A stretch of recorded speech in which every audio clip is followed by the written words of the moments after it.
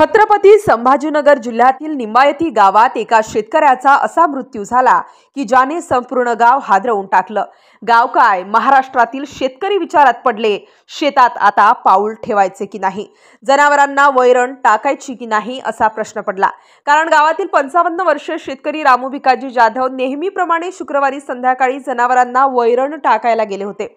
दिवसभराचे कष्ट, उन्हात राबणे, शेतीत काम करणे आणि मग संध्याकाळी शेतातील गोठ्याकडे जाण्याचा त्यांचा नियमित मार्ग। शांतता पसरलेला शेत, हलक्या पावसाच्या थेंबाची गंध, फक्त कीटकांचे आवाज आणि संध्याकाळची गडद सावली। रामू जाधव हळूहळू गोठ्याकडे पोहोचले। त्यांच्या मनात फक्त एक विचार, जनावरांना भूक लागू नये। तो गोठ्याजवळ पोहोचले, दार उघडण्यासाठी हात लावला, पण त्याच क्षणापासून सुरुवात झाली थराराची, जी आयुष्यभर लक्षात राहणार आहे। दार उघडताच हलक्या आवाजात काहीतरी खसखसल्यासारखं झालं। पुढच्या क्षणात थेट त्यांच्या कपाळावर जोरदार आघात झाला। अचानक काळसर सावलीवरून खाली आलेली होती आणि त्या सावलीतून दिसला नाग।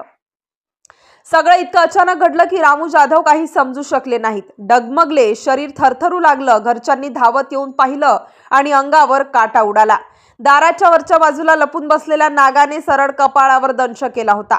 विष शरीरभर वेगाने पसरत होतं। रामू जाधव शुद्ध हरपून पडले। नातेवाईकांनी ताबडतोब त्यांना उचललं।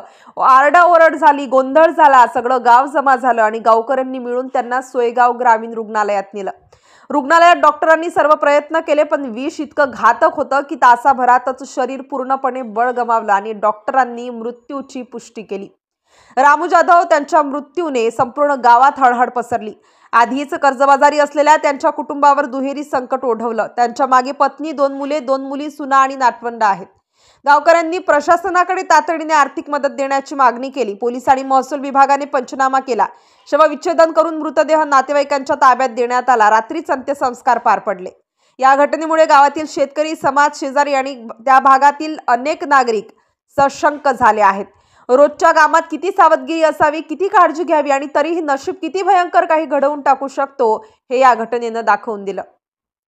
गुरांना चारा टाकायला गेलेला एक मेहनती शेतकरी, साधं नियमित काम करणारा माणूस, परंतु एका क्षणात एका दंशामुळे संपलेलं आयुष्य, ही घटना ऐकून प्रत्येक शेतकऱ्याच्या मनात धक्का बसला आहे आणि संपूर्ण गाव हळहळ व्यक्त करीत आहे।